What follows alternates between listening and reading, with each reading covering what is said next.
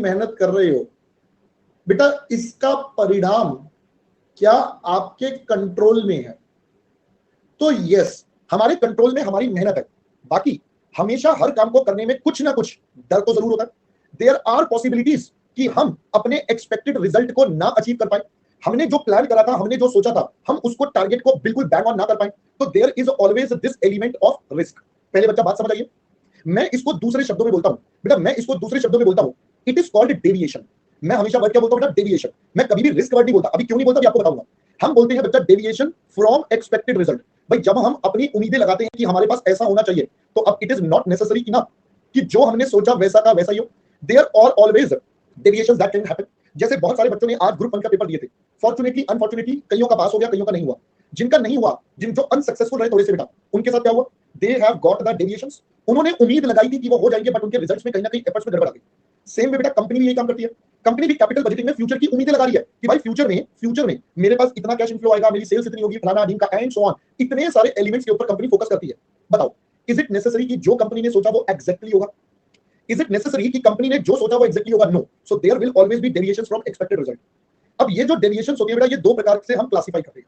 सबसे पहला डेविएशन की बेटा हम जो कैटेगरी बनाते हैं, वो हम बनाते हैं भाई ऐसे डिफरेंसेस जिनके बारे में हमें पहले से एहसास था या पहले से हमें हमारे पास एक उम्मीदें थी। मतलब कुछ ऐसे डेविएशंस जिनको हम एस्टिमेट कर सकते हैं। मतलब when probability can be assign. कुछ चीजों के होने की अपन प्रोबेबिलिटी बेटा असाइन कर सकते हैं। जिन चीजों के होने की अपन प्रोबेबिलिटी असाइन कर सकते हैं, एक कैटेगरी वो। जबकि दूसरे हो गए when probability can't be assign. क्या पहले बच्चा मेरी बात समझ में आ गई? अब जैसे कि मैं एग्जांपल देता हूं भाई, देखो आप सब बच्चे एग्जाम्स के लिए अपनी तैयारी करते हो और उस तैयारी के लिए आप पूरी मेहनत करते हो और आपको एक एस्टिमेशन तो होता ही है कि यार मेरी मेहनत के हिसाब से मेरे को पक्का उम्मीद है या इतने परसेंट चांस है मैं पास हो जाऊंगा या हो जाऊंगी। जबकि आपको लगता है यार इतने परसेंट चांस है कि मतलब मैं शायद ना हो पाऊं या कुछ भी गड़बड़ हो जाए, ऊपर नीचे हो जाए, तो आपको एक उम्मीदें होती है। बट कई बार ऐसा भी तो हो सकता है ना किसी बच्चे के साथ, और कई बार होता भी होगा कि यार जैसे ही पेपर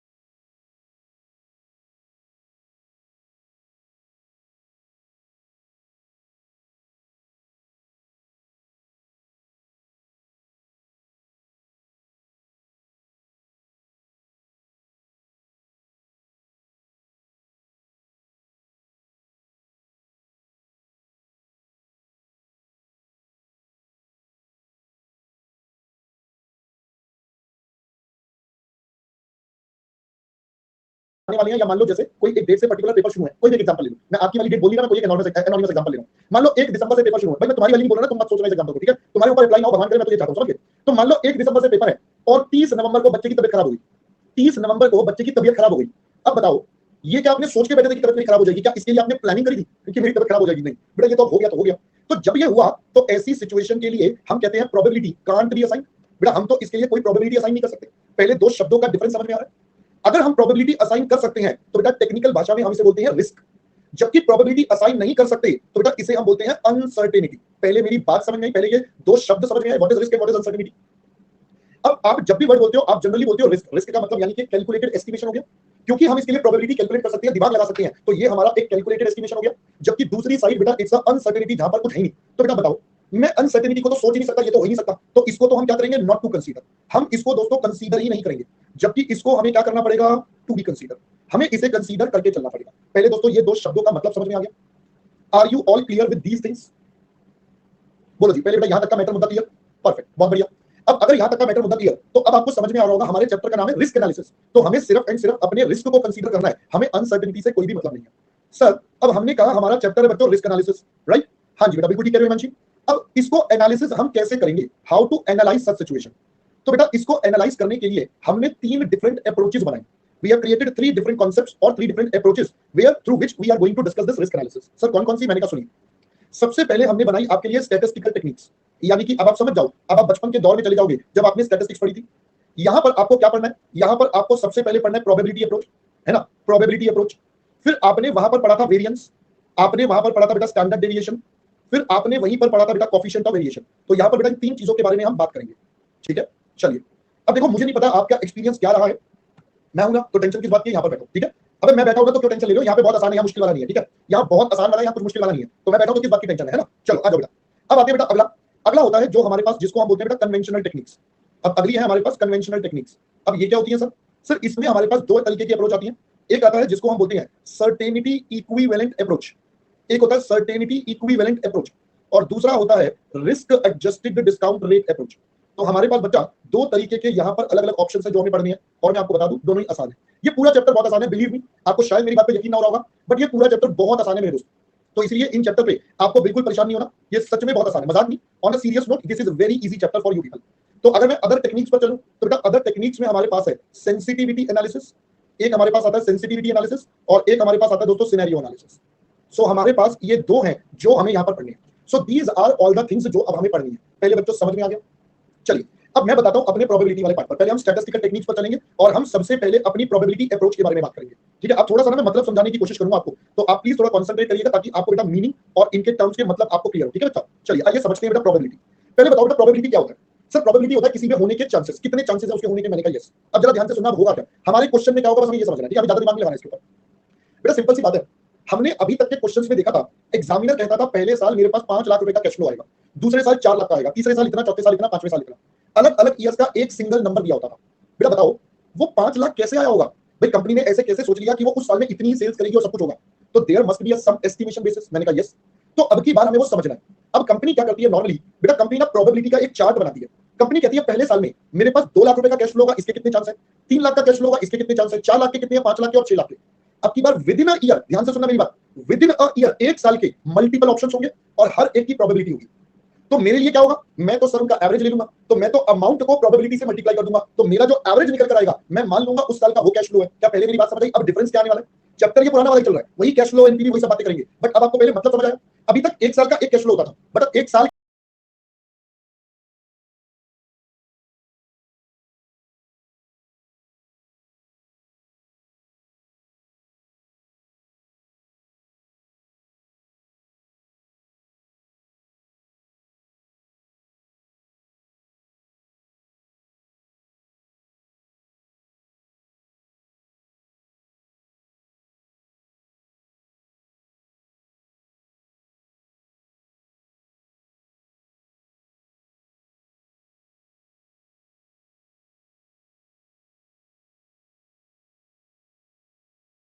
के अंदर भी मल्टीपल ऑप्शंस होंगे। So that is how we have to deal with.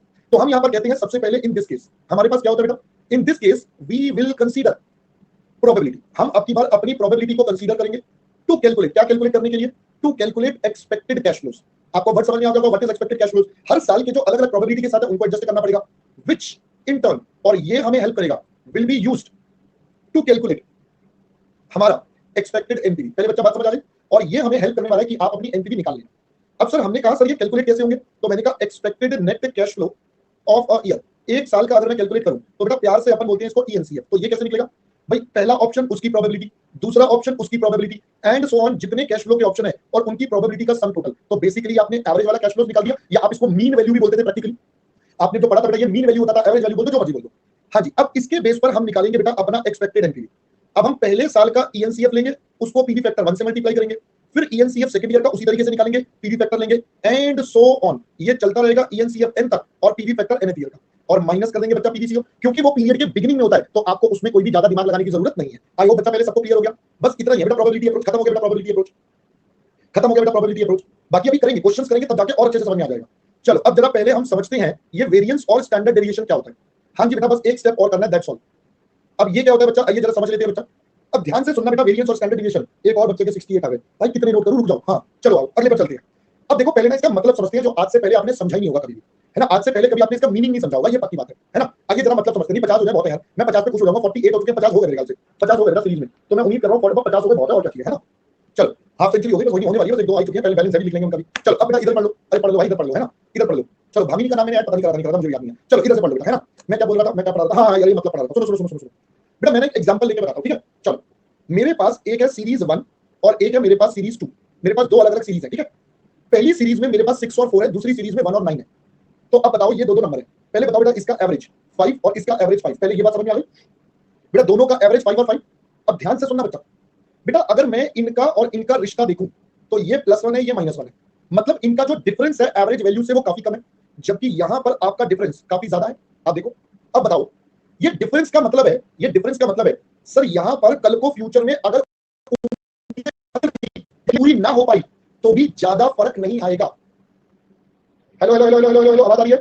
Hello hello hello hello, okay okay okay बेटा, रिपीट करो पहले, आवाज okay okay okay okay okay बेटा। चलो अब सुनो, मैं रिपीट करूं बेटा, मैं रिपीट करूं, सुनो। मेरा एवरेज 5 है, तो मैं तो अपनी एनपीवी की कैलकुलेशन में क्या लेकर चलूंगा, 5 को लेकर चलूंगा। एक एग्जांपल देना, मैं अपनी कैलकुलेशन में 5 लेकर चलूंगा, but there is a possibility कि ये 5 ना हो। अगर ये 5 नहीं हुआ तो क्या होगा, या तो 6 होगा या 4 होगा। तो बताओ जो गैप है वो कितना होगा, कम होगा या ज्यादा? जो गैप है वो कम है या ज्यादा? कम।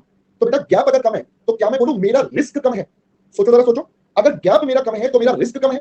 जबकि यहां पर अगर मैं बात करूं तो बेटा बताना जरा, अगर यहां पर एवरेज से पलट गया तो गैप बहुत ज्यादा और रिस्क ज्यादा हो जाएगा, यस और नो? पहले ये पॉइंट समझ में आ गया?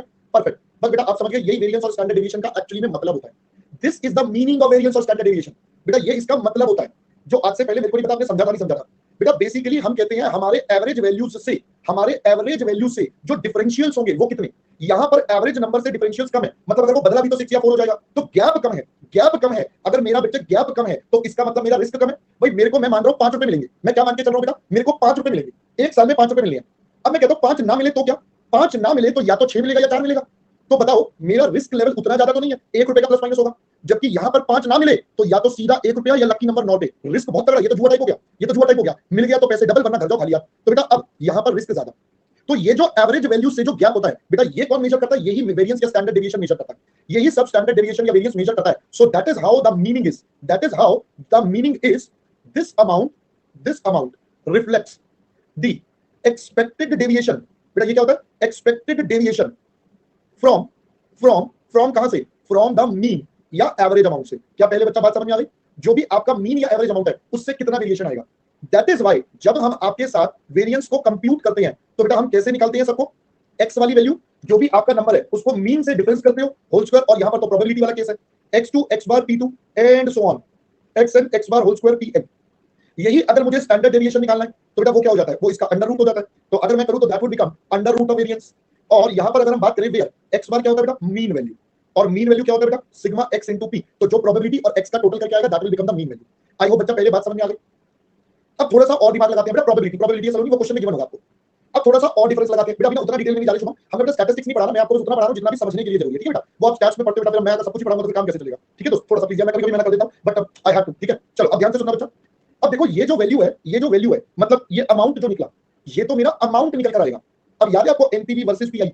एनपीवी बताता था एब्सोल्यूट नंबर, प्रॉफिटेबिलिटी इंडेक्स बताता था रिलेटिव नंबर, याद आया? तो बेटा बिल्कुल सेम तरीका यहां पर है। अब हम थर्ड पॉइंट पर चले, तो अगर मुझे इसी चीज को रिलेटिव नंबर में निकालना है, क्योंकि भाई प्रोजेक्ट का पैसा अलग अलग हो सकता है, भाई एक 1 करोड़ वाला है और एक हमारा मान लो 1 लाख वाला है, तो दोनों को कंपेयर कैसे करेंगे? तो कंपेयर करने के लिए क्या करना पड़ेगा? हमें उनको रिलेटिव टर्म में चेंज करना पड़ेगा। तो रिलेटिव टर्म बेटा हमारे कौन से होंगे? तो ये होता है बेटा सीओवी। तो हम बोलते हैं इट मेजर्स दी वेरिएशन। ये करता तो वेरिएशन को ही मेजर है, बट ये किस टर्म्स में? रिलेटिव टर्म्स में। क्या पहले बेटा मेरी बात समझ में आ गई? ये रिलेटिव टर्म्स में करता है। आई होप बच्चा बात समझ में आ गई। तो अगर हम सीओवी की बात करें तो this is standard deviation, mean और परसेंटेज। अब मुझे एक बात बताओ, चाहे तो वेरिएंस हो, चाहे स्टैंडर्ड डेविएशन हो, चाहे सीओवी हो, क्या मैं बोलूं ये तीनों रिस्क के इंडिकेटर हैं? ये तीनों रिस्क के इंडिकेटर हैं। तो अगर इनकी वैल्यूज ज्यादा होगी तो क्या मैं बोल दूं हमारा रिस्क भी ज्यादा? So these values if higher then our risk will be high. तो बेटा यहां पर हम बोलते हैं higher the values of variance या स्टैंडर्ड डेविएशन या फिर सीओवी, तीनों में से बेटा कुछ भी आ जाए, comma, higher will be the risk, बेटा उतना ही रिस्क क्या होगा? ज्यादा होगा, एंड वाइस वर्सा। और साथ साथ बेटा हम क्या बोल देंगे? Vice versa. कैसा लग रहा है आपको? अब पहले बेटा तीनों के मतलब समझ में आए हैं। अभी इनको क्वेश्चंस में कैसे करना है वो हम कर लेंगे, क्वेश्चंस में कैसे अडॉप्ट करना है विल डू, बट अभी के लिए पहले मतलब समझना बहुत ज्यादा जरूरी है। ठीक है, चलो अब आप पहले बेटा ये वाला सारा कॉपी करो, फिर मैं आपके साथ क्वेश्चन वाले पार्ट पर करूंगा जिसके लिए आप मैं आज यहाँ पर मिले। करिए बच्चा, हो जाइए शुरू फटाफट से।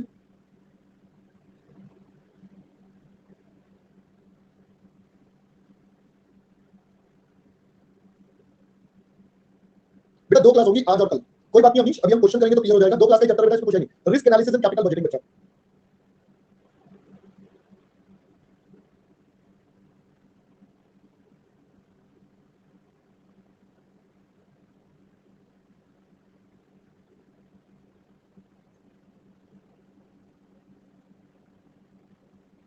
एक और बच्चा है Naman, he secured 89 marks in costing.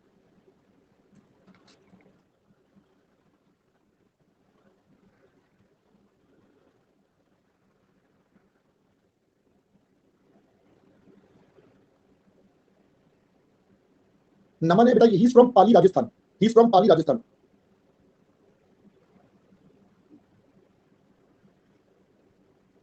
बेटा हाईएस्ट तो 95 ऑलरेडी है ना मेरे पास।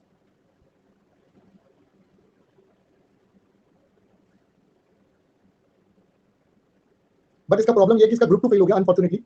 ही फेल्ड इन ग्रुप 2 ऑडिट में भी और ईआईएसएस में, दोनों में he was not able to pass. एक ग्रुप हो गया। एफएम में बेटा इसके 49 है अभी तक तो। बेटा अनसर्टेनिटी का मतलब है जिसके लिए आप एस्टिमेशन नहीं कर सकते। जैसे मैंने आपको बताया था थोड़ी देर पहले कि भाई आपकी अगर किसी बच्चे की तबीयत खराब हो गई तो आप उसका कुछ कर नहीं सकते ना, आपका कुछ कर नहीं सकते। सो दैट इज व्हाई बेटा ये प्रॉब्लम आती है ना। चलो बेटा जल्दी से करो।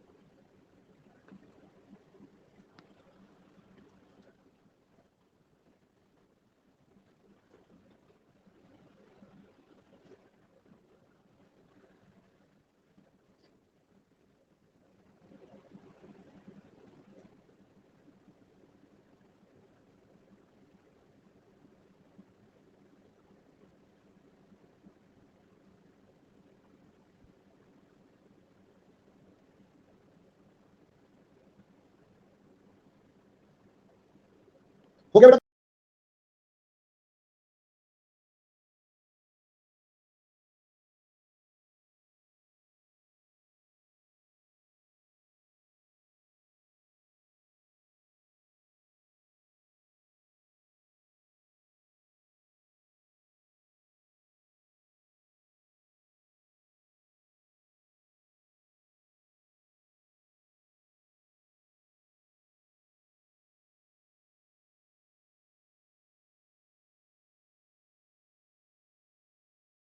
कॉपी। हाँ जी बेटा जरूरी होगी, करवाऊंगा सब कुछ।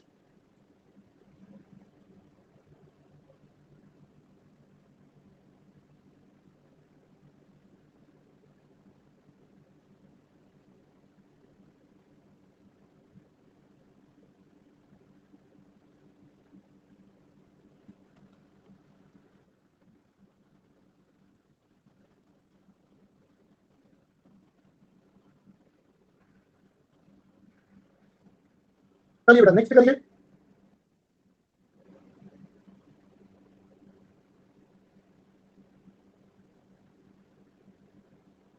अरे वेट वालों जल्दी करा करो यार।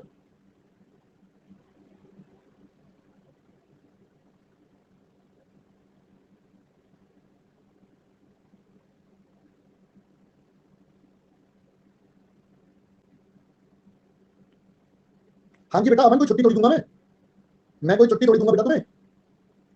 बेटा पहले ये फटाफट जैसे ही खत्म होगा उसके बाद हमारा इको स्टार्ट हो जाएगा बेटा। मैं तो वेट कर रहा हूँ, फटाफट जल्दी जल्दी स्टार्ट हो।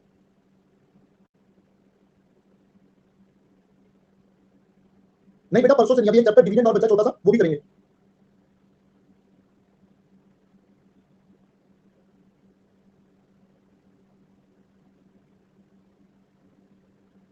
हाँ जी बेटा रेशो लास्ट होगा।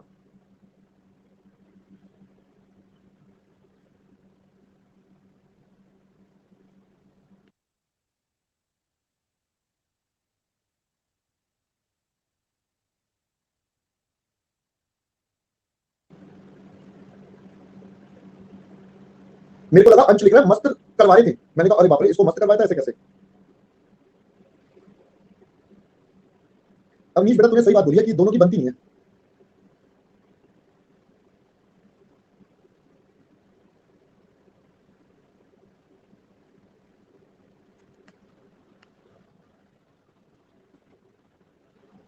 मैं 12th में स्किप कर रहा था, अब मत करियो क्योंकि अब तो पेपर में जरूर जरूर आना है। जैसे हमारे शादी की कार्ड पे नीचे लिखा होता है ना जरूर जरूर आना, तो ऐसे ही एग्जामिनर भी लिख के देता है रेशो का क्वेश्चन जरूर जरूर आएगा।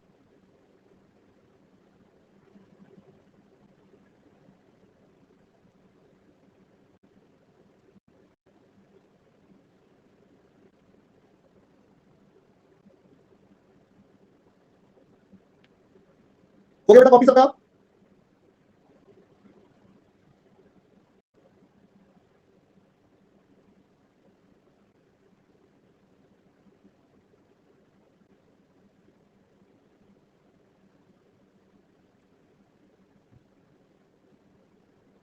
कहिए बेटा नेक्स्ट।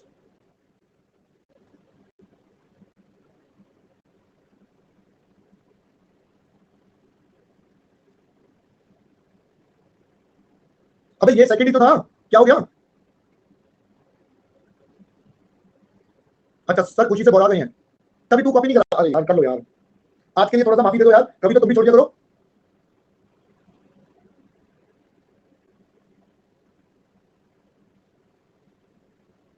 ना ना ना ना, बस ऐसे गिफ्ट मुझे नहीं चाहिए बेटा, पापी दुष्ट ऐसे नहीं होंगे।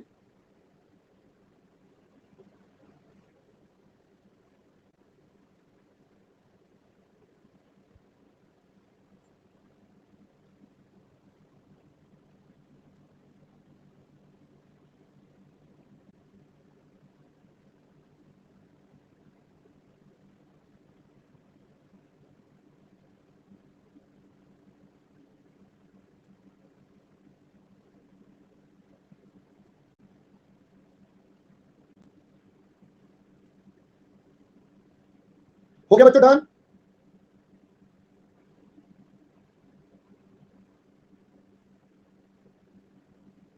करिए बेटा लास्ट।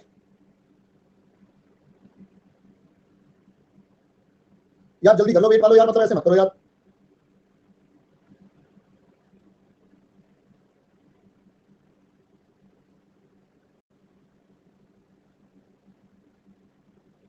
करिए बेटा नेक्स्ट।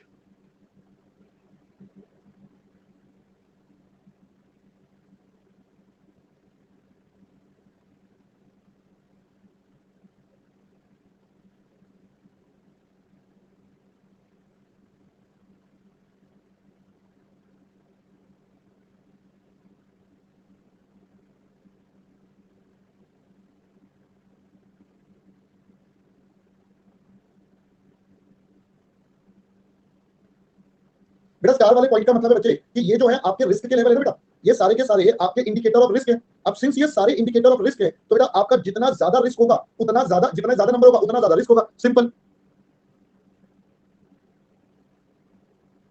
हो गया बच्चा डन?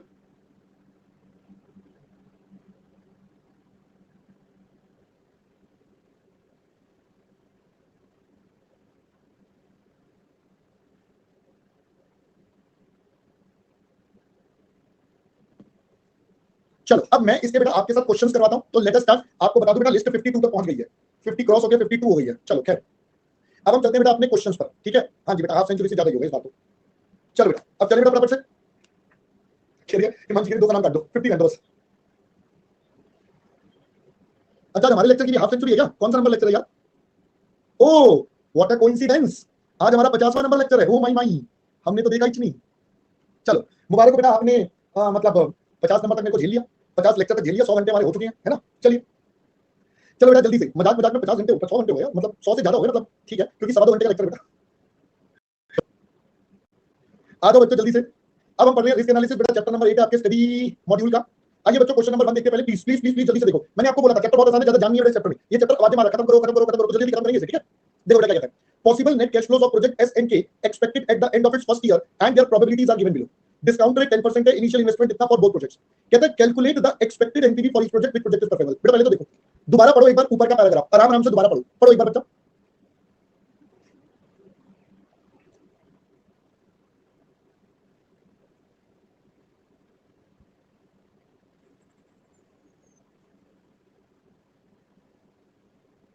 पढ़ लिया बेटा?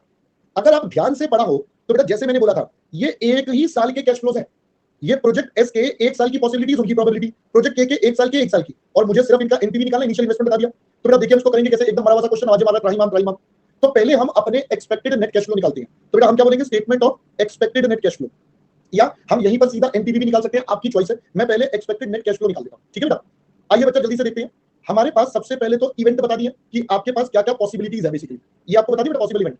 फिर आपको प्रोजेक्ट एस का डेटा बताया। अगर प्रोजेक्ट एस की बात करें तो इसमें कैश फ्लो बता दिया, उनके होने की प्रोबेबिलिटी बता दी, इनको मल्टीप्लाई करके दोस्तों एक्सपेक्टेड कैश फ्लो आ जाएगा। सो ये मेरे पास एक कैटेगरी हो गई। बिल्कुल सेम पैटर्न पर मैं अब आपके लिए बना दूंगा बेटा प्रोजेक्ट के, जहां पर again it's a cash flow, it's a probability and your expected cash flow. तो अगर मैं चलूं तो हमारे पास 1 2 3 4 5 5 ऑप्शन दिए हमें कैश फ्लो। देखिए तो बेटा 8 10 12 14 16, तो ये है 8000, 10000, 12000, 14000 और 16000। पहले तो ये बात समझ में आ गई।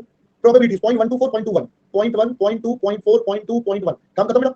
इनको मल्टीप्लाई कर दो तो क्या हो जाएगा, 800, 2000, 4800, ये हो जाएगा बेटा 2800, ये हो जाएगा 1600। आप इनका बच्चा टोटल कर दो, तो आपके पास टोटल कितना आता है प्लीज, टोटल आता है बेटा 12000। यानी कि मैं ये मानूंगा कि प्रोजेक्ट एस से मुझे 12000 रुपए मिलने वाले हैं, प्रोजेक्ट एस से एक साल में 12000 मिलने वाले। सेम प्रोजेक्ट दूसरे का निकाल लो, 24 20 16 12 8, तो ये है बच्चा 24 20 16 12 और 8। अब प्रोबेबिलिटी ले लो बच्चा 0.1 0.15 0.1 0.15 0.5 0.15 0.10, मल्टीप्लाई करेंगे तो बेटा 2400 3000 8000, देन 12 5 7 6 9 12 6 1800, और ये हो जाएगा बेटा 800। अब आप इसका टोटल कर लो बेटा कितना होता है, टोटल कर लो बच्चा, इसका टोटल आता है बच्चा 16000। तो यानी कि इस वाले प्रोजेक्ट से हम इतना जनरेट करने वाले हैं, काम खत्म। बोलो जी, बस बेटा हो गया क्वेश्चन खत्म। अब आप निकाल लो सबसे पहले expected NPV of project S.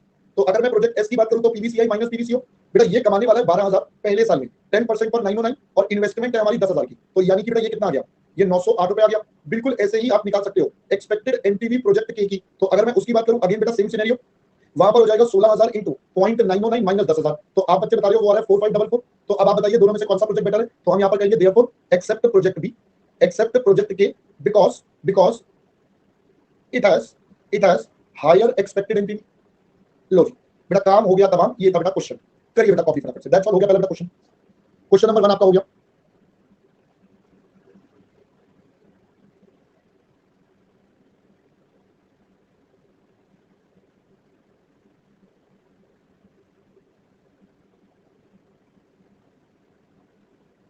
बेटा पेपर में कैलकुलेटर पे नहीं करना, पेपर में बेटा करके दिखाना पड़ेगा ना।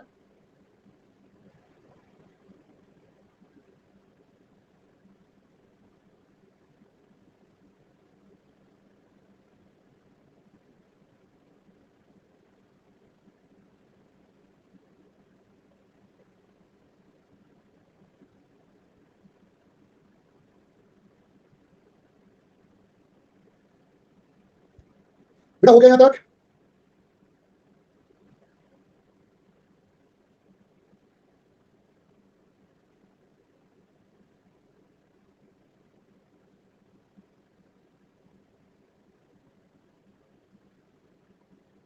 करिए बेटा नेक्स्ट।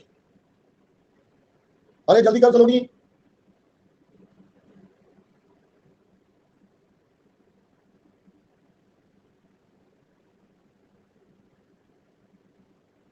बेटा इको में तो बहुत सारे कॉल वाले आएंगे, आधी इको तो बेटा कॉल पे चलती है हमारी।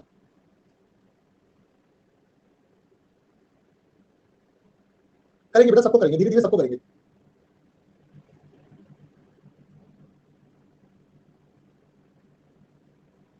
चलो नेक्स्ट प्लीज, जल्दी से करो बेटा, जल्दी करो जल्दी करो बेटा, पहले ये कंप्लीट करो ना यार। अबे पहले कर दो लो।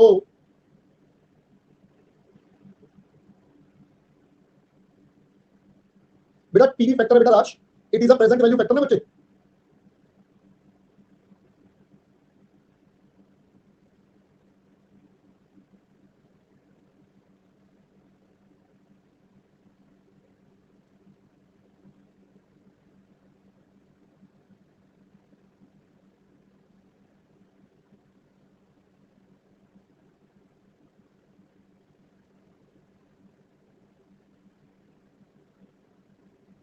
चले बच्चा आगे।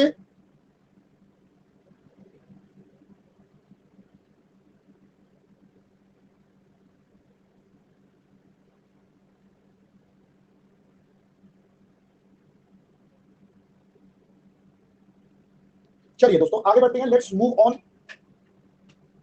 चलिए बेटा let's move on to the next question number now. So here we start to the next question. एक और आसान सा क्वेश्चन, आइए जरा समझते हैं। अब ये आप करोगे अभी बैठ के, नहीं होमवर्क वगैरह कुछ नहीं है। Probabilities net cash flow for 3 years are as follows. बेटा 3 साल का डेटा दे दिया, ईयर 1 ईयर 2 ईयर 3।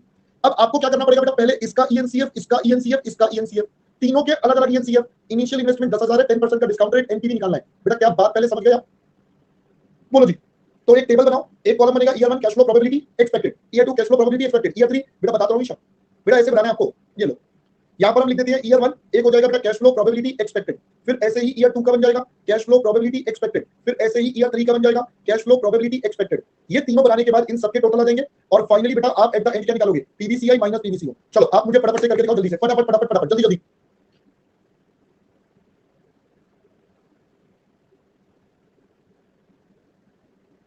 बेटा मोनिका फाइनल आंसर बताओ मेरे को, आप पहले कर लो सारे बेटा, जल्दी मत करो, एक एक करके बेटा सारे साल करो, कैलकुलेटर पे मत करो, प्रॉपर नोटबुक पे करो, बिकॉज बेटा एग्जाम में तो नोटबुक पे करना है ना बच्चा।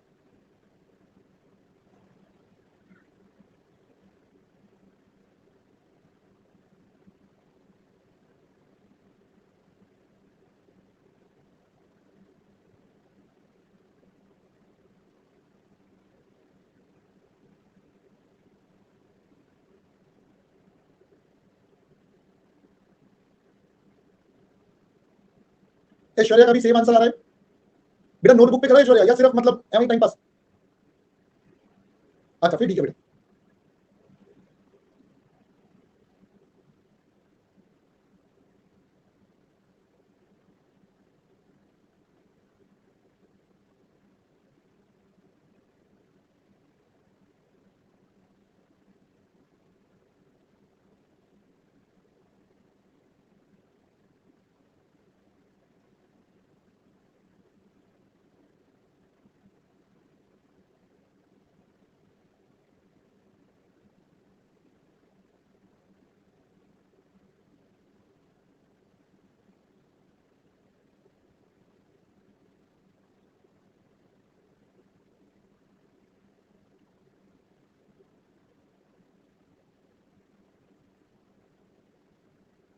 ऑलमोस्ट सेम ही आ रहा है, 2423 बोल दो या 2422.8, एक ही बात है बच्चा।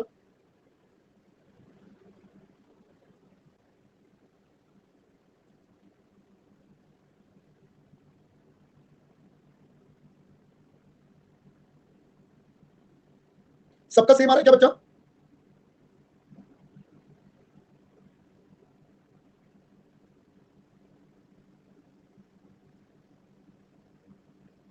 चलो आप मुझे फटाफट से बाकी सब बच्चे ना एक बार अमाउंट बता दो बेटा, कितने कितने आ रहे हैं। तो पहले साल का आप बताओ ईएनसीएफ कितना आ रहा है बच्चा? पहले साल का ईएनसीएफ बच्चों 6000 आ रहा है, सेकंड ईयर का 4800 आ रहा है, थर्ड ईयर का बच्चा 4000 आ रहा है, पक्का 4000 है। चलो तो अगर हम यहां पर बात करें तो बेटा 6000 into 0.909 plus 4800 into 0.826 plus 4000 into 0.751 और माइनस बच्चा 10,000, ये हमारे पास टोटल आ जाएगा जो आप बता रहे हो 2423 राउंड ऑफ करके। I guess everyone is done with this बच्चा। चलो अब मुझे एक बात बताओ, आपको बेटा कैलकुलेटर पर m प्लस m माइनस आता है? कोई ऐसा बच्चा जिसे ना आता हो? चलो अब जिन बच्चों को m प्लस m माइनस नहीं आता, पहले मैं उनको करवा देता हूं, उनको 5 मिनट में बता देता हूं बेटा m प्लस m माइनस कैसे करते हैं, ताकि बेटा पेपर में थोड़ी सी कैलकुलेशन और आसान हो जाए हमारे लिए, क्योंकि अगला टॉपिक थोड़ा सा कैलकुलेशन वाला है। ठीक है, देखो बच्चा क्या कहता है m प्लस m माइनस हमसे। आपके कैलकुलेटर में तीन फंक्शंस होते हैं, m प्लस, एक होता है बेटा m माइनस, एक होता है mrc। अब ये बात वैसे मैंने पहले भी बताई थी, मैं दोबारा एक बार फटाफट से बता देता हूं शॉर्ट में। बेटा इसका मतलब होता है मेमोरी ऐड, आप बोल रहे हो कैलकुलेटर को भाई साहब मेरे भी आप पे याद कर लेना, आप इसमें बोलते हो आप उसको सबट्रैक्ट कर देना भाई साहब मेरे भी आप पे। और एमआरसी के बेटा दो सिंबल होते हैं, जब आप इसे सिंगल प्रेस करते हो, once you do single press, तो इसका मतलब होता है एमआर बोले तो मेमोरी रिकॉल, भाई आपके दिमाग में जो नंबर है आपको मुझे बता दो। जबकि आप अगर इसे डबल प्रेस करोगे तो बेटा इसका मतलब होता है एमसी। अब ये आपको अब एमसी का ऑप्शन देगा और इसका मतलब होता है बेटा मेमोरी क्लियर या मेमोरी कैंसिल, आप जो मर्जी बोल दो। अब अगर हम बोले बेटा ये कैसे होता है, तो मैंने कहा चलिए ये जरा समझते हैं। मान लो आपके पास एक एक्स है एक वाई है और दोनों को मल्टीप्लाई करना है एक्स वाई। तो मैंने कहा लेट सपोज हमारे पास नंबर है -2 6, फिर है 3 4 2 -3 -3 -2, आपको इन सबका टोटल करना है। तो देखिए मैं कैसे कैसे करूंगा, मैं यहाँ पर आपके लिए कैलकुलेटर की वैल्यूज लिखते रहता हूँ। सबसे पहले है 2, तो बेटा सबसे पहले आ गया 2, फिर मुझे लगाना है माइनस, तो माइनस के लिए आपके पास बेटा प्लस माइनस का बटन, फिर आप उसको मल्टीप्लाई करेंगे 6 के साथ और कर देंगे m प्लस, क्योंकि आप तो चाहते हो m प्लस हो जाए। तो आप करिए अपने कैलकुलेटर पे 2 प्लस माइनस मल्टीप्लाई 6 और m प्लस, तो आपके पास आ रहा होगा -12। ठीक है, अब पूरी बात सुनो। इसको करने से पहले आप मेक श्योर कर लेना आपके कैलकुलेटर पे कोई m का सिंबल ना दिख रहा हो, क्योंकि अगर आपके कैलकुलेटर पे बेटा m का सिंबल दिख रहा है तो इसका मतलब आपके कैलकुलेटर की याददाश्त अभी ताजा है, कुछ तो है उसके में। तो इसलिए आप अपने कैलकुलेटर पे एक बार एमआरसी वाली की को डबल प्रेस करिए ताकि वो एमसी हो जाए, दैट इज मेमोरी कैंसिल हो जाए। तो जब आप डबल प्रेस करेंगे तो आपके कैलकुलेटर के दिमाग में जो भी है वो निकाल देगा, ले ले जा जी अपनी जिंदगी। फिर आप ऑन दबा के फिर ये सारे बटन दबाए, वरना आंसर सब गलत हो जाएगा। फिर अगला तो सिंपल है 3 into 4 m प्लस, तो 3 into 4 m प्लस बेटा प्लस का 12 आता है। फिर हमारे पास है 2 into 3 plus minus m plus, तो 2 into 3 plus minus m plus, ये आता है बेटा माइनस का 6। फिर 3 plus minus multiply 2 plus minus m plus, ये आ जाएगा बेटा प्लस का 6, आंसर हो गया 0। आप यहां पर लास्ट में प्रेस कर देंगे mrc, आप चेक करेंगे बेटा आपकी स्क्रीन पर शून्य आ गया होगा, 0 आ गया होगा। पहले यहां तक का मुद्दा समझ में आ गया बेटा सबको कैसे करा? अब ये मैंने आपको बेटा पूरा तरीका बता दिया कैसे कैसे काम करा है हमने, कोई डाउट है यहां तक? चलो अगला क्वेश्चन करते हैं बेटा फिर आपके साथ। Here we start with question number 3। कहते हैं calculate variance and standard deviation on the basis of following information. दो डेटा दे दिए बेटा प्रोजेक्ट एस और के पॉसिबल इवेंट, उनके कैश फ्लोस प्रोबेबिलिटी। मैं आपके साथ सबसे पहले बेटा प्रोजेक्ट एस का सॉल्यूशन करवाने वाला हूं, तो अब आप बच्चे प्लीज यहां पर ध्यान से देखेंगे। बेटा मुझे प्रोजेक्ट एक्स में सबसे पहले मुझे बता दिया हमारी पॉसिबल इवेंट क्या क्या है, मुझे सबसे पहले बता दिया पॉसिबल इवेंट क्या क्या है, फिर मुझे बता दिया हमारे कैश फ्लो जिनको मैं एक्स नाम दे देता हूं, और हमें बता दिया बेटा प्रोबेबिलिटी जिनको हम पी नाम दे देते हैं। तो पहले मैं डेटा ले लेता हूं 1 2 3 4 5 8 10 12 14 16 1 2 3 4 5, और ये है बेटा 8000 10000 12000 14000 16000। अब प्लीज मेरे साथ साथ आप सब कुछ करेंगे। तो आप अपना कैलकुलेटर पे ऑन दबा दीजिए, आप देख लीजिए आपके कैलकुलेटर पे कोई और नंबर ना दिख रहा हो पहले तो। 0.1 0.2 0.1 0.2 0.4 0.1 सॉरी 0.2 0.1, ठीक है। अब मैं सबसे पहले करूंगा बेटा px, that is my expected cash flow. तो मैं करूंगा 8000 into 0.1 m प्लस स्क्रीन पर दिख गया 800 मैंने लिख दिया। 10000 into 0.2 m प्लस बेटा मैंने स्क्रीन पर देखा 2000 लिख दिया। 12000 into 0.4 m प्लस मैंने देखा बेटा 4800। 14000 into 0.2 m प्लस ये आ गया बेटा 2800। 16000 into 0.1 m प्लस ये हो गया 1600, और लास्ट में मैंने प्रेस कर दिया एमआरसी, तो मेरे पास आ गया 12000। तो बच्चा सबसे पहले x बार होता है sigma px is equal to 12000। पहले तो ये बात समझ में आ गई। अब मुझे निकालना है दोस्तों वेरिएंस। अब वेरिएंस कैसे निकलता है, तो बेटा वेरिएंस होता है sigma p x minus x bar का होल स्क्वायर। भाई जितने भी एक्स माइनस एक्स बार है होल स्क्वायर करो, पी से मल्टीप्लाई करो और आप वैल्यू लिखो। तो अब देखो मैं इसको कैसे कैलकुलेट करूंगा, प्लीज अब थोड़ा ध्यान लगा के शॉर्टकट करने वाला हूं, तो प्लीज समझना। अब आप वापस से अपने कैलकुलेटर पर ऑन का बटन दबा सकते हैं, आपके स्क्रीन पर कोई भी एमआरसी नहीं होना चाहिए। अब मुझे करना है x माइनस एक्स बार, तो मैं करूंगा 8000 माइनस 12000। मैंने अपने कैलकुलेटर पे अभी तक लिखा है 8000 माइनस 12000 और कोई बटन नहीं दबाया। अब मुझे इसका होल स्क्वायर करना है, तो मैं प्रेस करूंगा मल्टीप्लाई इक्वल टू, ये ऑटोमेटिकली होल स्क्वायर हो गया। मुझे इसको प्रोबेबिलिटी से मल्टीप्लाई करना है, दैट इज मल्टीप्लाई 0.1, और इसका लास्ट में टोटल करना है, तो m प्लस ये मेरे पास बेटा वैल्यू आ गई 16 लाख रुपए। फिर ऐसे ही अगला करेंगे 10000 minus 12000 multiply equal to multiply 0.2 m plus, ये वैल्यू आ गई दोस्त 8 लाख रुपए। फिर 12000 माइनस 12000 तो बेटा जीरो हो जाएगा, दिमाग नहीं लगाना। फिर 14000 minus 12000 multiply equal to multiply 0.2 m plus, ये आता है बच्चा 8 लाख रुपए। और फिर लास्ट वाला करेंगे 16000 minus 12000 multiply equal to multiply 0.1, ये आता है बच्चा 16 लाख। अब मैं एमआरसी का बटन दबाऊंगा दो बार, तो मेरे पास आता है बेटा 48 लाख। तो ये मेरा आंसर बन गया सबसे पहले तो स्टैंडर्ड डेविएशन। पहले बात समझ आ गई।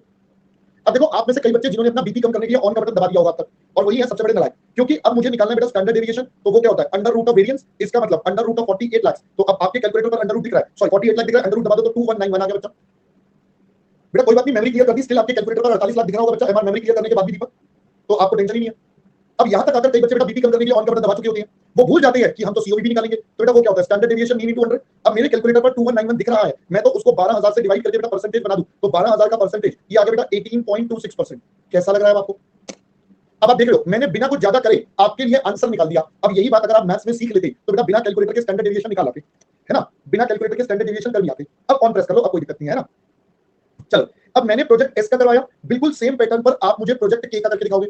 तो आप मुझे अपना प्रोजेक्ट एस और प्रोजेक्ट के का ये पूरा का पूरा कैलकुलेशन करके दिखा रहे हो। हमने बेटा कई सारी चीजें निकाली, पहले हमने मीन निकाला, वेरिएंस निकाला, स्टैंडर्ड डेविएशन निकाला, सीओवी निकाला। तो अगर हम यहां पर करें, ये है मेरा प्रोजेक्ट एस और ये है मेरा प्रोजेक्ट के, जो आप अभी कैलकुलेट करोगे। तो यहां पर आपको एक मीन निकालना है, वेरिएंस निकालना है, स्टैंडर्ड डेविएशन है और सीओवी है। तो अगर मैं पिछले वाले से आंसर लूं 12000, तो बेटा ये था, ये 48 लाख था, ये 2191 था, और ये कितना था 18.26%। अब आप सेम पैटर्न पर मुझे प्रोजेक्ट के का कैलकुलेट करके दिखाइए। हो जाइए बच्चा शुरू फटाफट से।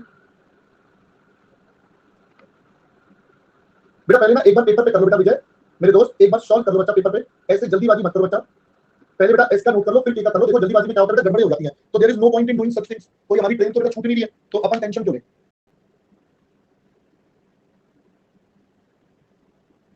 समझ के तसल्ली से करेंगे तो बेटा ज्यादा मजा आएगा। पहले बेटा लिखना है दिव्यांश,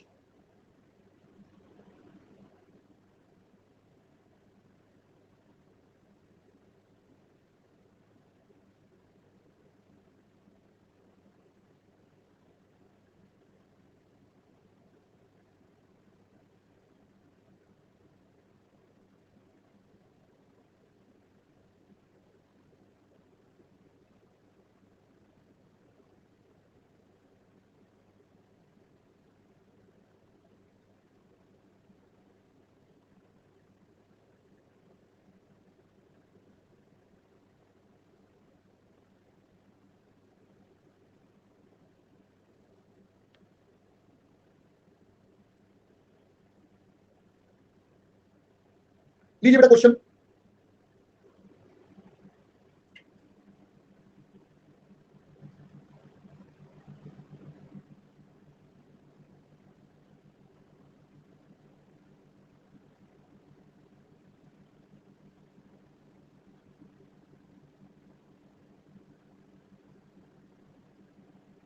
जल्दी करो बच्चा।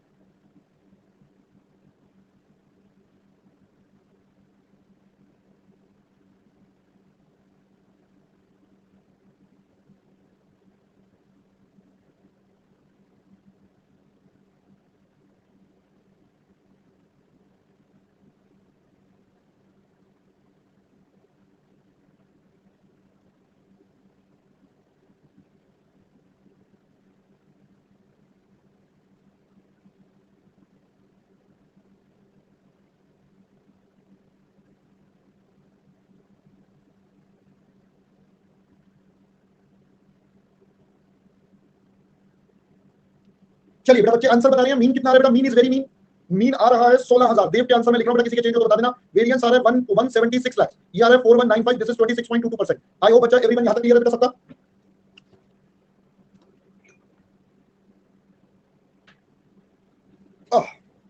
बेटा पहले यहां तक का मैटर सबका क्लियर है? ऑल सेट बच्चा यहां तक?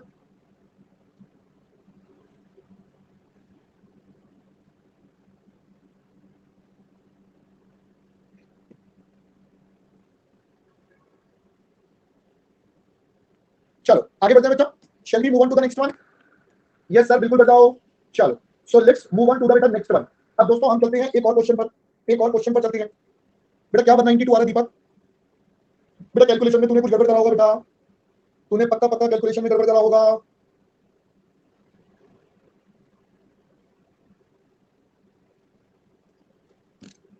क्या हो गया परमेश? क्या हो गया, लड़ाई हो गई क्या? क्या हो गया बेटा, सब ठीक है ना? टेलीग्राम में कुछ इंपॉर्टेंट चल रहा है तो बच्चे खेलने दे, वो भी ना लाए। मेरे को लगा लड़ाई हो गई कुछ, ऐसा लग रहा है पता नहीं क्या हो गया। अरे बेटा ठीक है, रिप्लाई मिल जाएगा, थोड़ा सा वेट कर, देख लूंगा बेटा, थोड़ा सा वेट कर, 5 क्लास के बाद देखता हूं या क्वेश्चन में देखता हूं, ठीक है? चलो आओ बेटा आगे, चलो जी आगे बढ़ते हैं। क्वेश्चन नंबर 4 बेटा बताओ, क्या ये आप खुद कर सकते हो? Can you do it like yourself? अब की बार बेटा सीओ भी निकालना है तो फिर वही सारा काम करना पड़ेगा जो आपने पहले पढ़ा था, वही सारा काम बेटा रिपीट करना पड़ेगा जो आपने पहले करा था। बोलो जी बोलो, कोई डाउट है बेटा किसी को इसमें? चलो फिर मैं आपके साथ चलता हूं बेटा अपना अगले पार्ट पर। कांग्रेचुलेशंस, आपकी स्टैटिस्टिकल टेक्निक समाप्त, खत्म, इतना ही था बेटा, बस यही था।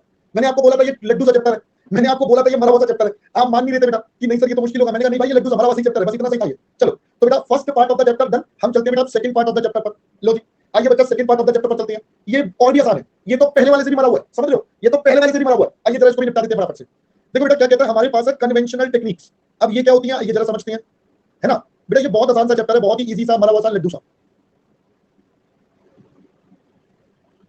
आज खत्म तो नहीं होगा, कल कल बहुत जल्दी खत्म हो जाएगा, कल हम नया चैप्टर भी शुरू कर देंगे। कल ये बहुत जल्दी खत्म हो जाएगा, कल हम नया चैप्टर भी शुरू कर देंगे, ठीक है? चलो आओ बेटा जल्दी से तरफ देखो, डिविडेंड होगा बेटा, अगला डिविडेंड, डिविडेंड चैप्टर होगा कल।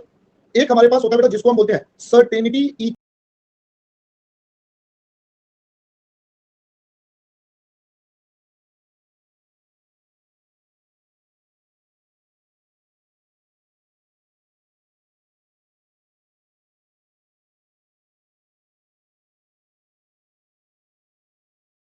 Equivalent approach. हाँ बेटा वो भी मरा हुआ है, वो भी आसान है। अब तो सब आसान वाली बचे हैं, अब तो कुछ बचा ही नहीं बेटा मुश्किल। बेटा अब तो मतलब समझ लो वो हाथी निकल गया, पूंछ बची है, छोटी सी निकल जाएगी वो भी। अब तो बस हाथी निकल गया बेटा, पूंछ बची है बस, फिर इको स्टार्ट हो जाएगी, वो भी आसानी है। देखो आप ना मुश्किल पार्ट कर चुके हो, अब आप मुश्किल पार्ट कर चुके हो सारा, अब तो आसान आसान छोटू छोटू सा पार्ट बचा है, फटाफट से कर लेंगे। हाँ वो ऐड याद आ रही है कोविड वाली, है ना, हाथी निकल गया, अब तो पूंछ बची है, बिल्कुल। बट बेटा कई बार ना वो पूंछ बेटा आपको ना बहुत परेशान कर देती है ना, वो पूंछ भी कई बार वो ना छोटी सी चीटी परेशान कर देती है, तो वो भी होता है बेटा, तो इसलिए समझना जरूरी है, इसलिए गड़बड़ मत करो, है ना? चलो हाँ आगे बच्चों हम जल्दी से चलते हैं। बेटा इको में मैं सारे नोट्स आपको लिखवाऊंगा, मैं इको में आपको सब कुछ लिखवाऊंगा मेरे दोस्त, क्योंकि लिखने से ही चीजें याद होती हैं और लॉन्ग टर्म तक रहती हैं। वरना बेटा अगर मैं नोट्स दे दूंगा तो क्या फायदा उसका, जीवन में बेटा नोट्स नोट्स खेलता रहिए तो पूरी जिंदगी, है ना? हाँ चलो, क्योंकि वहां पर बेटा मेजर ना आपका लिखने का काम ज्यादा है। चलो फिलहाल हम बेटा यहाँ पर करते हैं। नोट्स तो बेटा पूरी दुनिया जान में बढ़ रही होती है, ले लो, हर हर बंदा दे रहा होता है नोट्स, ले लो ले लो नोट्स ले लो नोट्स ले लो, फीमेल ले लो, बट उस नोट्स की अहमियत तभी होती है ना जब उसको पढ़ोगे, वो पढ़ते नहीं हो तो फायदा नहीं है। तो इसलिए हम अपने नोट्स खुद बना लेते हैं, ए टू एंड सबको याद कर लेते हैं। हाँ चलो बेटा, बेटा आज आकाश नहीं हो पाएगी कॉस्टिंग की रिवीजन, आज मैंने वैसे क्लास प्लान करी हुई है बट वो होगी नहीं, क्योंकि आज बहुत सारे ऐसे चल रहा है, तो आज वो रिवीजन नहीं होगी, कल लूंगा, कल दोबारा रीप्लान कर दूंगा उसे, ठीक है? आज नहीं होगी बेटा, ठीक है? चलो कल करेंगे बेटा, कल करेंगे, आज ना बहुत सारा इधर उधर चलता रहेगा। चलो अब दोस्तों मेरे साथ हो, बस आज यही पढ़ना, खत्म कहानी, बस खत्म खत्म हो गया, सब खत्म। आओ जाओ देखो बेटा, देखो थोड़ी देर पहले हमने आपके साथ पढ़ा था प्रोबेबिलिटी वाला कॉन्सेप्ट। प्लीज बच्चों अभी ध्यान दो, देखो मान लिया चैप्टर आसान है, प्लीज अभी पढ़ लो बेटा, थोड़ा सा ध्यान तो देना पड़ेगा, आसान है तो उसे आसान ही रहने दो, क्यों मुश्किल बना रहे हो, क्यों मुश्किल बना रहे हो, है ना? क्यों मुश्किल बना रहे हो बेटा, आसान है तो आसान रहने दो। चलो हमने अभी थोड़ी देर पहले आपके साथ पढ़ा था प्रोबेबिलिटी वाला कॉन्सेप्ट, बस जी बस वही है सारा। अब हमने प्रोबेबिलिटी का नाम बदल दिया बस, अब हमने प्रोबेबिलिटी की जगह वर्ड लिख दिया सर्टेनिटी इक्विवेलेंट फैक्टर। अब हमने उसका नाम क्या रख दिया? Certainty equivalent factor. हम कहेंगे उसके होने की सर्टेनिटी कितनी है, वही बात तो वही है, घूम फिर के बात तो वही है प्रोबेबिलिटी वाली, बट हमने नाम बदल दिया उसके होने की सर्टेनिटी कितनी है। तो बेटा हम यहां पर कहते हैं इन दिस केस, इस केस में हम क्या करेंगे, जो हमारे कैश फ्लोज है हम उनको एडजस्ट करेंगे, हम उनको एडजस्ट करेंगे फॉर द रिस्क इन्वॉल्व, भाई जितने रिस्क इन्वॉल्व है उसमें, बाय मल्टीप्लाइंग देम। उनको कैसे करेंगे बेटा? मल्टीप्लाई करेंगे उनको विद सर्टेनिटी इक्विवेलेंट फैक्टर। तो बस आपकी बार बेटा प्रोबेबिलिटी की जगह आपको ये दे दिया जाएगा जिसका मतलब है सीई फैक्टर्स। पहले बच्चा बात और कॉन्सेप्ट समझ में आ गया, पहले बेटा बात समझ आ गई। तो ये तो इस अप्रोच ने बोला, बट साथ साथ इस अप्रोच ने बोला देखो जी हम किस में चेंजेस कर रहे हैं, हम बेटा किस में चेंजेस कर रहे हैं, बताओ जल्दी से बताओ, हम किस में चेंजेस कर रहे हैं? हम अपने कैश फ्लोज को एडजस्ट कर रहे हैं।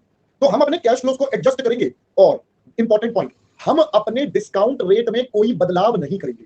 तो अपन क्या बोलेंगे, इन दिस केस डिस्काउंट रेट जो हमारे पास है इज नॉट एडजस्टेड। पहले बात समझ में आ गई, हम अपने डिस्काउंट रेट में कोई छेड़छाड़ नहीं करेंगे। मतलब अगर हमारे पास मल्टीपल प्रोजेक्ट्स हैं तो हम सबके कैश फ्लो में एडजस्टमेंट करेंगे, डिस्काउंट रेट की सबके लिए क्या रहेगा, सेम।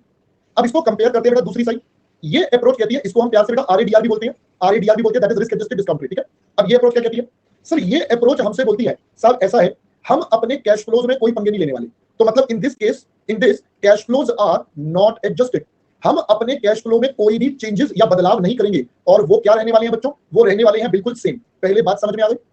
अब ये क्या कहता है, ये कहता है सर मैं हर प्रोजेक्ट के लिए उसका डिस्काउंट रेट बदल दूंगा, मतलब जिस रेट पर मुझे एनपीवी निकालनी है मैं वो रेट बदल दूंगा। तो इसका मतलब ये क्या बोलता है, ये बोलेगा इन दिस केस हम क्या करने वाले हैं बच्चों, डिस्काउंट रेट इज एडजस्टेड, हम अपने डिस्काउंट रेट को एडजस्ट करेंगे। किस पर्पस के लिए sir, for the risk involve, जितना उसमें रिस्क इन्वॉल्व होगा। पहले बच्चा बात समझ में आ गई। तो यहां पर अगर हम आरएडीआर निकालेंगे तो हम जनरली इसको ऐसे बोलते हैं, आप लोगे रिस्क फ्री वाला रेट, साथ में आप उसमें जो रिस्क की वजह से एक्स्ट्रा प्रीमियम है वो जोड़ दोगे। पहले बच्चों ये बात समझ आई, बोलो जी बोलो, आपको एक ब्रॉडली पहले मतलब समझ में आया बेटा आपने क्या करा है यहाँ पर, बोलो जी बोलो, जल्दी से बताओ, have you got the meaning. सबसे पहले बेटा आपने यहाँ पर क्या करा है, चलो अगर आपको ये वाला मीनिंग समझ में आया है तो मैं अब आपके साथ पहले ना बेटा इसका क्वेश्चन करवाता हूँ, सो दैट आपको पहले यहाँ तक का समझ है, ठीक है। बेटा खुद गिवन होंगे शुभम में क्वेश्चन बेटा गिवन हो गया, मैं पहले मैं यहाँ तक का एक क्वेश्चन करवाता हूँ ताकि जो अभी पढ़ा पहले हम इसको समझ लें, फिर हम इसको कॉपी करेंगे। बेटा अभी कॉपी करेंगे, अभी क्वेश्चन करेंगे तो आपको पूरा क्लैरिटी हो जाएगा, ठीक है बेटा। अभी क्वेश्चन करेंगे ना पूरा क्लियर हो जाएगा, दोनों के क्वेश्चन करवाता हूँ तो आपको पूरा कॉन्सेप्ट क्लियर हो जाएगा, ठीक है। देखो क्वेश्चन नंबर 5 कहते हैं एन एंटरप्राइज, या एक काम करते हैं पहले 6 करते हैं, ठीक है। इफ इन्वेस्टमेंट प्रपोजल बेटा 45 लाख, मतलब खर्चा कितने का होना है बच्चों बताओ जल्दी से। सर खर्चा होना है मेरे पास 45 लाख का, रिस्क फ्री रेट है 5%, एनपीवी निकालना है under CE approach, cash flow बता दिया, सर्टेनिटी इक्विवेलेंट बता दिया। पहले मेरा क्वेश्चन समझ में आ रहा है, देखो ये वही तो है ना, अमाउंट बता दिया, प्रोबेबिलिटी बता दिया, वही तो बात हो गई। बस यहाँ हर साल का डेटा गिवन है, विद इन अ ईयर नहीं गिवन, एवरी ईयर गिवन है। तो अब मैं इसे कैसे सॉल्व करने वाला हूं, बड़ा सिंपल, मैं इसके लिए बना देता हूं बेटा एनपीवी। मैं एनपीवी बनाऊंगा तो क्या हो जाएगा, पर्टिकुलर्स, फिर आ जाएगा बच्चा हमारा टाइम, अमाउंट, फिर हमारे पास पीवी फैक्टर और पीवी। अब मैं सबसे पहले इन्वेस्टमेंट की बात कर लेता हूं, तो टाइम जीरो पर क्वेश्चन ने बताया 45 लाख रुपए लगेंगे, और पीवी फैक्टर 1 45 लाख, बेटा काम खत्म, ये मेरा पीवीसीओ बन गया। लो जी काम खत्म। अब मैं बात करता हूं बेटा कैश इनफ्लोस की, कितने साल का प्रोजेक्ट, 4 साल का, तो 1 2 3 4। अब बस अमाउंट देखो सर, 10 लाख मिलने हैं बट इसकी प्रोबेबिलिटी है 0.90, तो बेटा ये 9 लाख के बराबर हो गया। सर ये 15 लाख है बट इसका 0.85 की सर्टेनिटी है, तो आप बताइए बेटा कितना है, ये 20 लाख है और ये बच्चे बता रहे हैं 25 लाख है। अब इनकी सर्टेनिटी बेटा हमारे पास है 0.82.78, तो आप बता रहे हो 12,75,000, 16,40,000, लास्ट वाला बच्चों, लास्ट 1950। अब मुझे ये कौन से लेवल पर निकालना है बेटा, मुझे ये 5% पर निकालना है, तो मैं यहाँ पीवी फैक्टर निकालूंगा 5% पर, तो 1.05 से करो बेटा।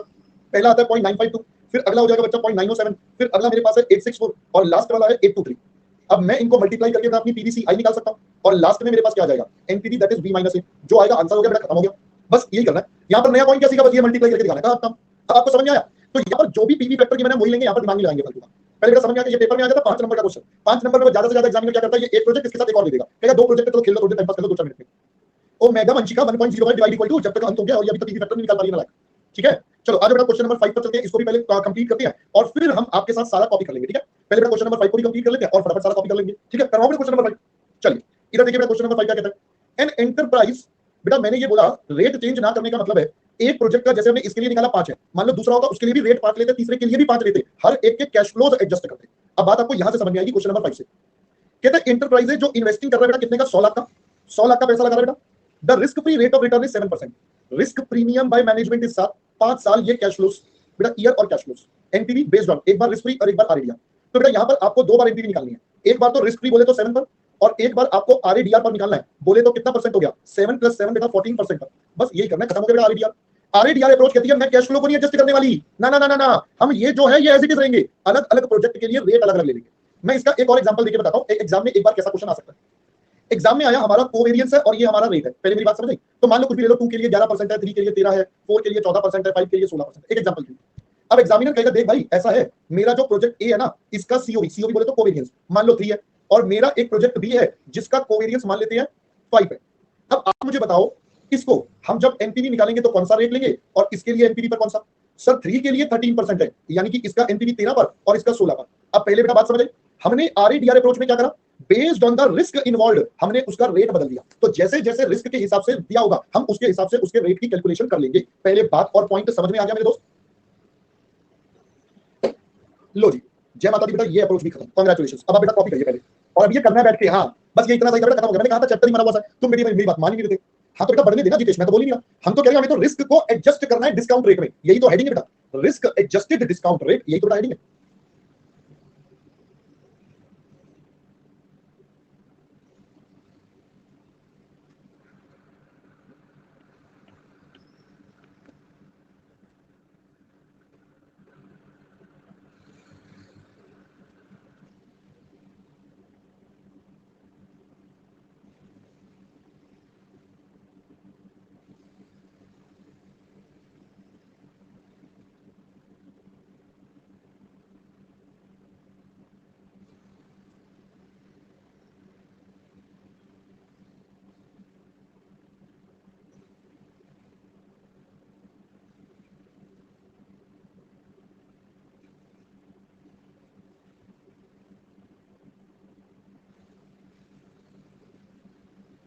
हो गया बच्चों यहां तक?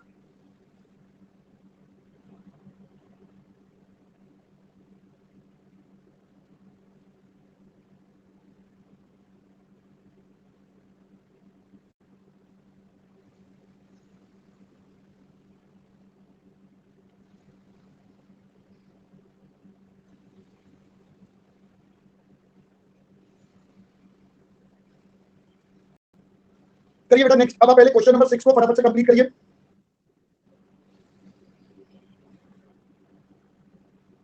अबे वेट वालों जल्दी कर लो, माता रानी पाप चढ़ाएगी तुम लायकों को।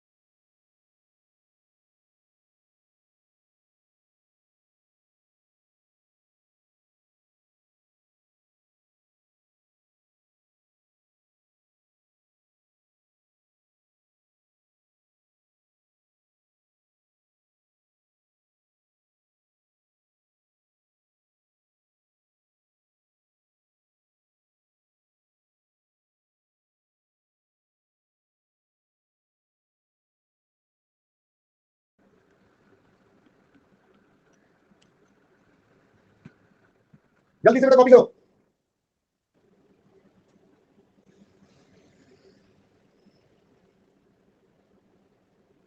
क्वेश्चन नंबर 6,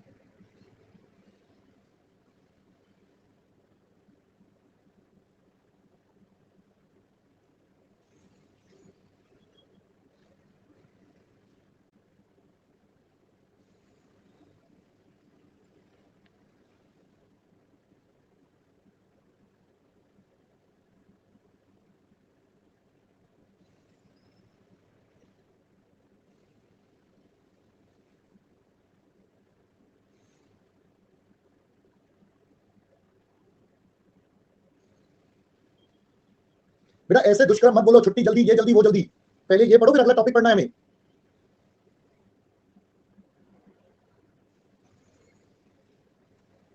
अबे होमवर्क भी तो चेक करना है अभी, जल्दी करने लायक।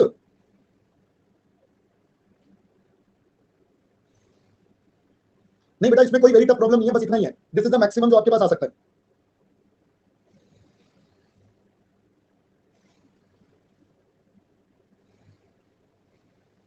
भाई रात को नींद नहीं आती मुझे ढंग से, मैं क्या करूं? हो गया बेटा कंप्लीट यहां तक? मैंने तुम्हें बोला था मुझे रातों की नींद आराम से चाहिए, अच्छी चाहिए, तो मैं पूरा पढ़ा के सोता हूं। चलिए बच्चों अब आप क्वेश्चन करिए, क्वेश्चन नंबर 5 फटाफट से।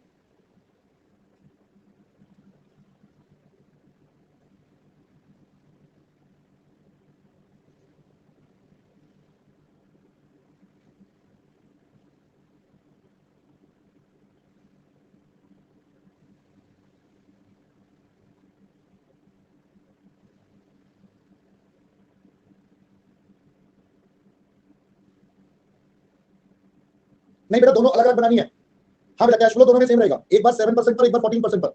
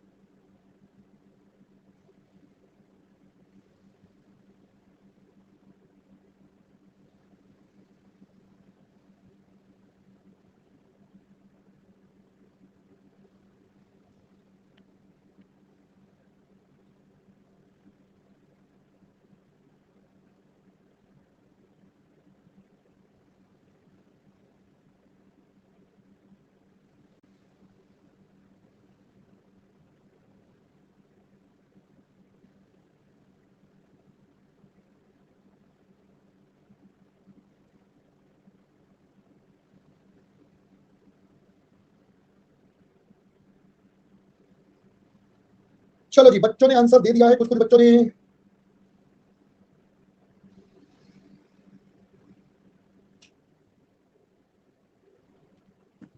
बिल्कुल सेम आ रहे आंसर, बताइए बेटा कितने कितने आंसर आ रहे हैं बच्चों के लिए।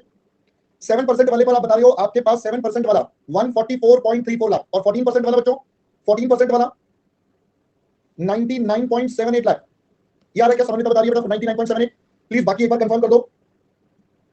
चलो ठीक है, अच्छा कर रही है, ईशा भी कर रही है, बाकी बच्चे कर रहे हैं, जो कर रहे हैं कर लो, जिनका हो गया बहुत अच्छी बात है, मोनिका करिए, ये सब वेरी गुड बच्चा। कर लो जिनका रहता है बेटा कर लो। अबे 10 सेकंड तो लोगे तुम, 15 ले लो, खुश बट कर लो तुम।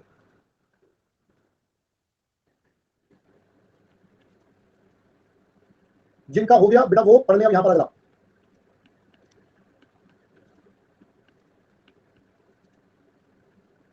अरे बिस्वा क्यों नहीं आया? बिस्वा तो पास हो गया था, फिर भी नहीं आया वो नालायक। और लग रहा है पार्टी कर रहा होगा आज। चलो यो परम का बेटा क्लियर नहीं हो पाया ग्रुप पर, unfortunately was not able to crack, I don't know आया ही नहीं आया।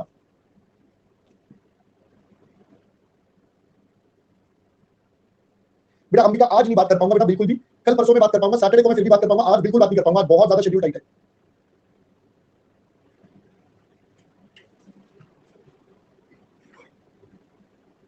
चलो मैं उम्मीद करूं बेटा सब बच्चों ने यहाँ तक का कार्यक्रम कर लिया। चलो अब मेरी बात सुनना बच्चों पहले ध्यान से, जो मैं आपको बताने जा रहा हूँ, ठीक है? Please listen to me carefully.